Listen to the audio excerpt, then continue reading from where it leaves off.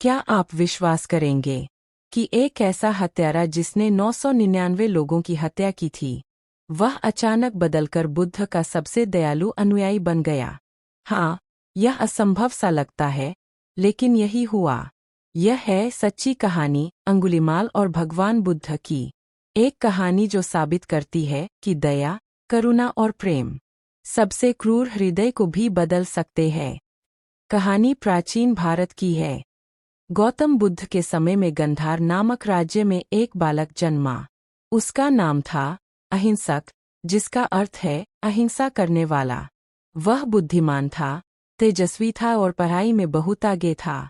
उसके गुरुओं ने उसे विशेष शिक्षा दी और वह शास्त्रों और युद्धकला में निपुण हो गया। लेकिन यही उसकी प्रतिभा उसकी बर्बादी का कारण बन गई। अहिंसक इतना तेज था कि गुरु के अन्य शिष्य उससे जलने लगे। उन्होंने गुरु के कान भरने शुरू कर दिए। गुरुदेव, अहिंसक घमंडी है। वह आपको अपमानित करना चाहता है। वह विद्रोह करेगा। धीरे धीरे गुरु का मन भी दूषित हो गया। एक दिन गुरु ने सोचा, इसे सबक सिखाना ही होगा। उन्होंने अहिंसक से कहा, यदि तुम सच में मेरे प्रिय शिष्य हो, तो मुझे 1000 मानव उंगलियों की माला लाकर दो। यही तुम्हारी अंतिम परीक्षा है। निर्दोष अहिंसक गुरु की बात को धर्म समझकर मान गया। लेकिन यही उसकी जिंदगी का सबसे बड़ा जाल था। अब अहिंसक जंगलों में छिपकर राहगीरों को मारने लगा। हर हत्या के बाद वह एक उंगली काटकर अपनी माला में पिरोता। धीरे धीरे लोग उसे अंगुलीमाल कहने लगे। उसकी दहशत इतनी बढ़ गई कि लोग गांव से बाहर निकलना बंद कर दिए। राजा तक को खबर मिली और उसने आदेश दिया, अंगुलीमाल को जीवित या मृत पकड़ो। एक दिन बुद्ध उसी जंगल से गुजरे जहां अंगुलीमाल रहता था। गाँव वालों ने उन्हें चेताया, भगवान, उस रास्ते पर मत जाइए। वहां अंगुलीमाल रहता है। वह किसी को नहीं छोड़ता। लेकिन बुद्ध मुस्कुराए और बोले, जो दूसरों को भय में डालता है, वह स्वयं सबसे अधिक भयभीत होता है। मैं उससे मिलने जाऊंगा। बुद्ध शांत मन से जंगल में प्रवेश कर गए। अंगुलीमाल ने देखा एक साधु अकेले आ रहा है। वह चिल्लाया, रुक जा साधु, तू मेरी 1000वीं उंगली बनेगा। लेकिन बुद्ध चलते रहे। अंगुलीमाल ने तलवार उठाई और दौड़ा। पर आश्चर्य, वह जितना दौड़ा उतना ही लगा कि बुद्ध उसके आगे आगे चल रहे हैं। हम फकर उसने पुकारा, साधु, रुक जाओ। बुद्ध रुके, मुस्कुराकर बोले, अंगुलीमाल, मैं तो पहले ही रुक चुका हूँ।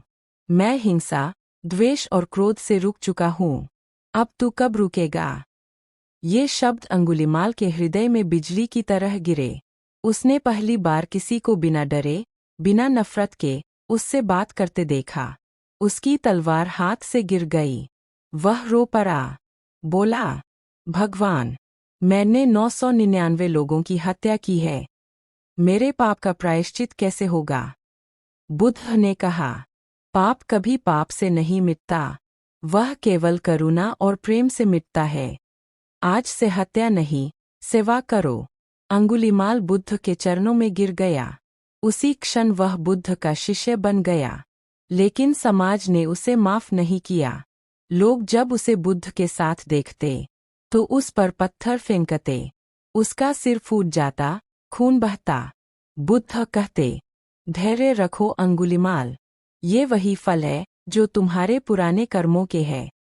ध्यान रखो, अब तुम्हारे कर्म नए होंगे। धीरे धीरे अंगुलीमाल ने ध्यान साधना शुरू की, और उसका हृदय इतना निर्मल हुआ कि वह अरहत, मोक्ष प्राप्त बन गया। अंगुलीमाल की कहानी हमें सिखाती है, एक कोई भी इतना बुरा नहीं कि बदल न सके। 2 करुणा सबसे बड़ा हथियार है। 3 पापों का प्रायश्चित संभव है, अगर सच्चे मन से प्रयास किया जाए। अगर बुद्ध ने चाहा होता, तो अंगुलीमाल को शाप दे सकते थे। लेकिन उन्होंने उसे प्रेम दिया, और प्रेम ने हत्यारे को संत बना दिया। सोचिए, अगर एक हत्यारा, जिसने 999 निर्दोष लोगों को मार डाला, वह भी करुणा और प्रेम से बदल सकता है, तो हम क्यों नहीं अपने क्रोध, अपनी नफरत, अपने पापों को छोड़ सकते? यह कहानी सिर्फ इतिहास नहीं है, यह हमें आईना दिखाती है।